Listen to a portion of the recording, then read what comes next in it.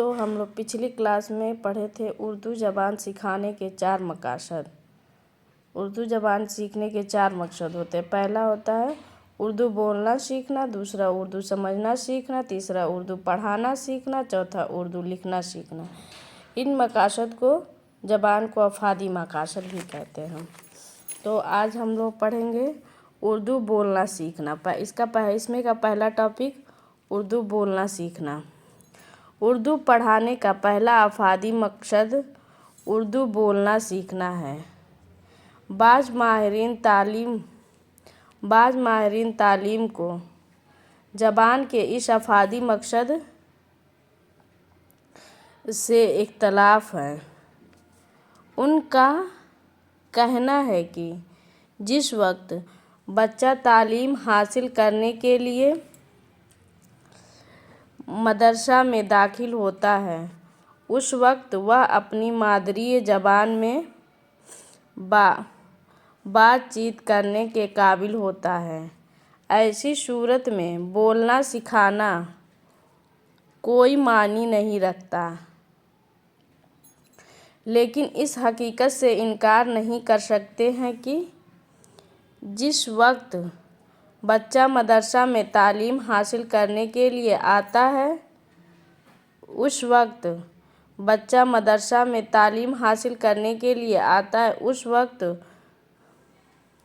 اس وقت اس کا ذخیرۂ الفاظ محدود ہوتا ہے۔ دوسرا بچہ یعنی کہ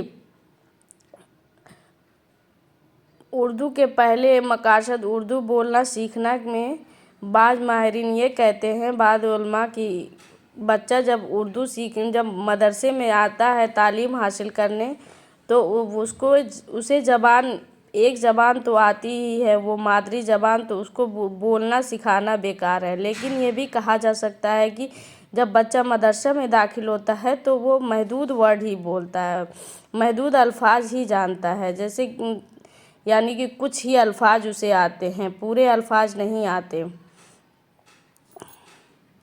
دوسرا بچہ اس وقت ویسی ہی زبان بولے گا جو اس کے گھر میں بولی جاتی ہوگی۔ اور اس میں دوسرا ٹاپک، پہلا تو یہ ہے کہ وہ محدود الفاظ ہی جانتا ہے، دوسرا ٹاپک یہ ہے کہ بچہ اس وقت ویسی ہی زبان بولتا ہے جیسے اس کے گھر میں بولی جاتی ہے۔ روزمرہ کی زبان اور ادبی زبان بڑا فرق ہوتا ہے۔ یعنی کہ جو اپنے گھر میں وہ روزمرہ کی مادری زبان پڑھتا ہے اس میں اور ادبی کتابی زبان میں بڑا فرق ہوتا ہے۔ مدرسہ میں روزمرہ کی زبان کی تعلیم نہیں دی جاتی بلکہ طلباء کو ادبی زبان سے روشناس کرایا جاتا ہے۔ یعنی کہ مدرسہ میں روزمرہ کی یعنی کہ مادری زبان میں تعلیم نہیں دی جاتی، اسے کتابی زبان یعنی کہ ادبی زبان میں تعلیم دی جاتی ہے تاکہ بچہ اپنے خیالات، جذبات و خواہشات کا اظہار بہتر سے بہتر طریقے سے کر سکے۔ اس کا مطلب یہ کہ بچہ جب مدرسے میں داخل ہوتا ہے تو اسے مادری زبان آتی ہے، یعنی کہ وہ اس کے گھر میں جو بھی زبان بولی جاتی ہے وہ اس کو آتی ہے، لیکن وہ بھی اسے پوری طرح سے نہیں آتے، یعنی کہ وہ کچھ ہی الفاظ جانتا ہے۔ اور مدرسہ میں اسے مادری زبان کے علاوہ ادبی زبان میں تعلیم دی جاتی ہے، مادری زبان میں نہیں بلکہ ادبی زبان میں تعلیم دی جاتی ہے۔ مادری زبان